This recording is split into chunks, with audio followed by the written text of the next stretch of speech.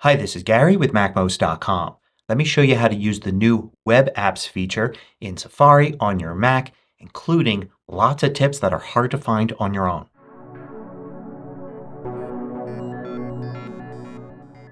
MacMost is brought to you thanks to a great group of more than 1,000 supporters.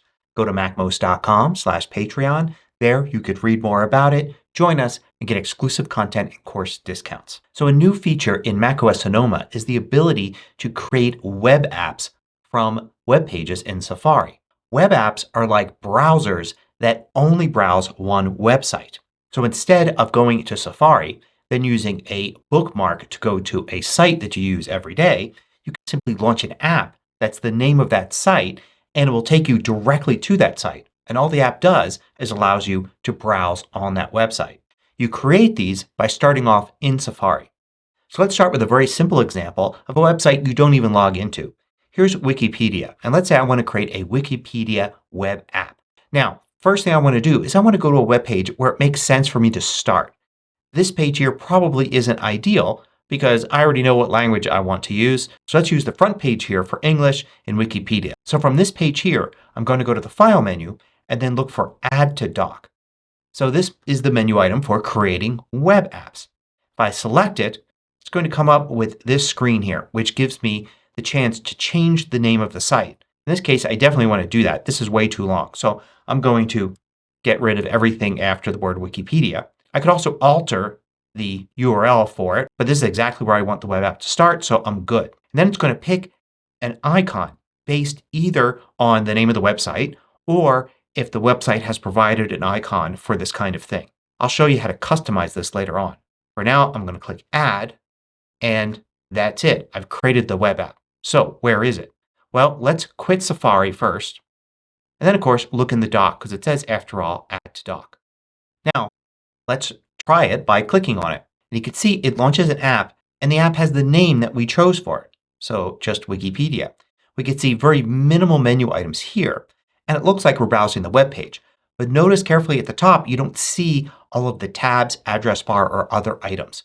You just see a back and forward button and the name of the page. Now you could browse the site as normal. So I can go to another web page inside and continue to click around. I could fill out forms and I can use the web pages just as I normally would in Safari. It's just that instead of in Safari I appear to be in this special app. And this is separate from Safari. So if I go back down here to the dock and launch Safari, you can see I have Safari running here and I've got this web app. If I use the app switcher you can see both of them there. There's the web app I created, there's Safari. They're completely separate apps right now.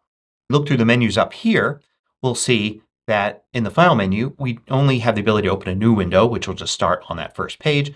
Close this window, open the current web page in Safari, or use sharing options as we would normally do in Safari. Under Edit we just have basics here, copy link. In View we've got the ability to completely hide the toolbar. There's not much in the toolbar. And we can go into Reader View. That's available as well. We can also zoom in and out or go to full screen.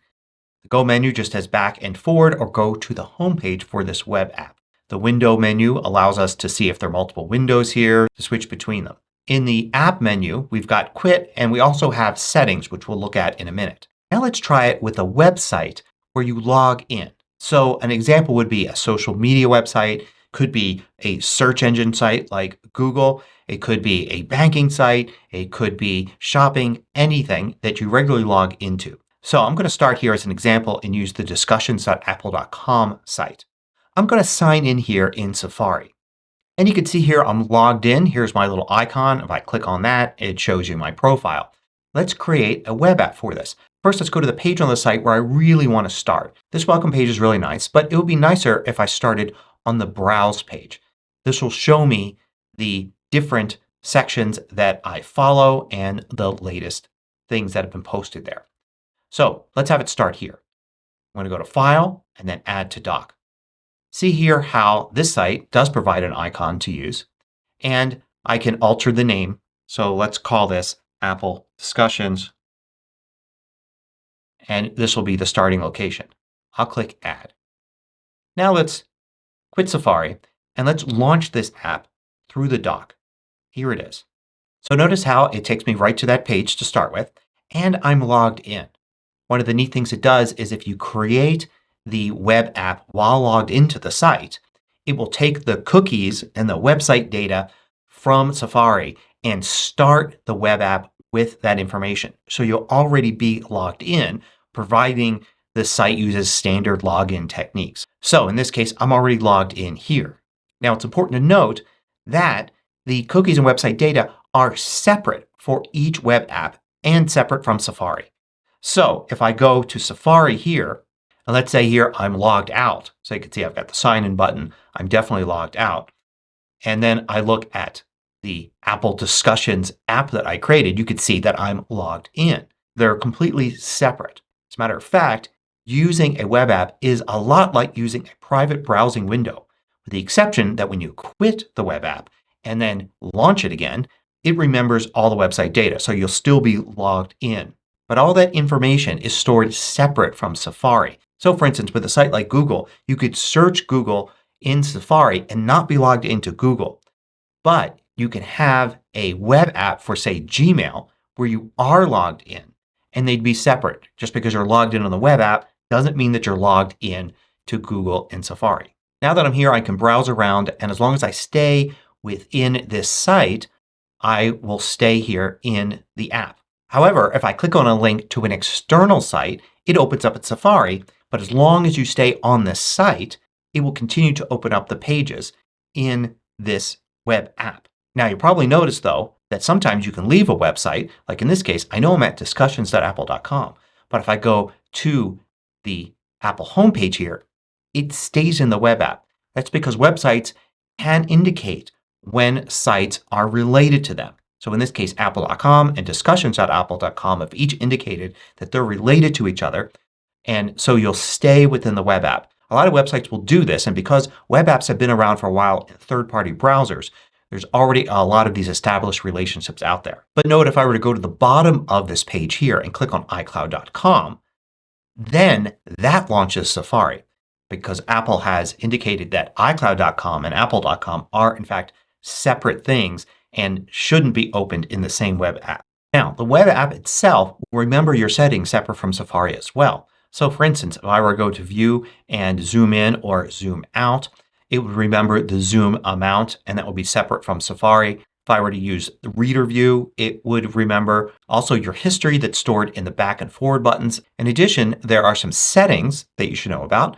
Under General you can change the application name and change the starting point. So you're not stuck with that starting point if you change your mind. And then you can also change the icon. If you click here you can choose a new icon. So I've got a little PNG there and I have changed the icon to that. And if I look in the dock I can see it there.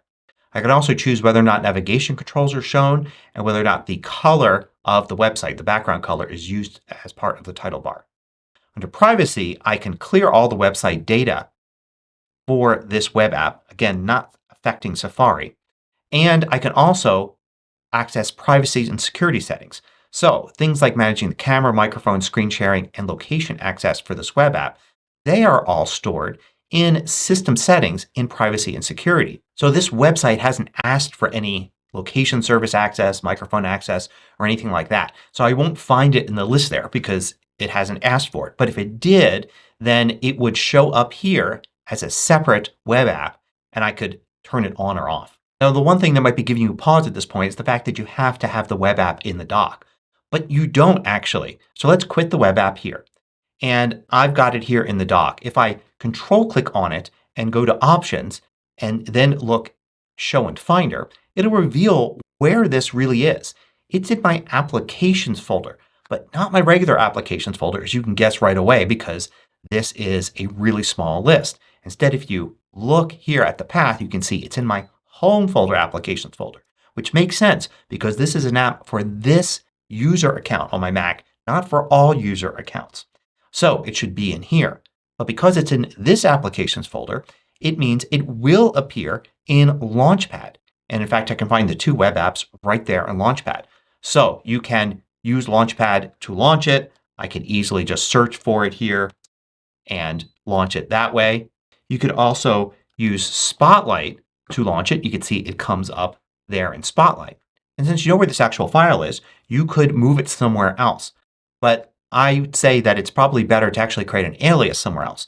So I'm going to drag it to the desktop here, but hold down the Command and Option key and you can see it'll create an alias. So I've got an alias to launch this app sitting on my desktop. You could put an alias anywhere you want. Create a folder somewhere else or any place that's convenient. Note that this is also how you delete a web app if you don't want it anymore. Of course, get rid of it out of the dock and then delete the .app file that's here in your applications folder and it's all gone. Note that you may want to go into the web app first and clear all website data just to make sure it doesn't leave anything behind. Note that sometimes in Safari you'll see at the top a little indicator to open in a web app. So if you go to the web page and it recognizes that you have a web app for this site, then you can just use this little open button here and it will go to the web app. You could always dismiss this here on the left and then it won't come up again. Web apps also have their own notification settings. So if you go into System Settings and then you go to Notifications and then you look through the application notifications here, you'll find a web app listed if it has requested permission to send you notifications. In this case, neither site for those web apps has requested notifications permission, so they're not listed here. But if they do and you accept, then you'll find a way to shut it off by going into System Settings. Note that one limitation of web apps is you can't use Safari extensions with them. So if there's a website that you use all the time but you need an extension to use it, then you won't be able to use that extension in a web app you create. You just have to stick with using that in Safari. There are lots of uses for web apps. Of course, you can turn your favorite sites into web apps. You can turn sites where you don't want to normally be logged in, but sometimes you do, into web apps and only be logged into the web app. Or if, say, you use a social media site but you use it for work and for personal use, you could have web apps for each one of those. So you're logged into a different account for each one. So web apps could be good not just for convenience but also for privacy. Because you could be logged into a search engine or social media site only in the web app that you've created. And then when you're browsing the web in Safari, you're not logged in to that service and therefore they can't track you as easily. So give web apps a try with your favorite sites.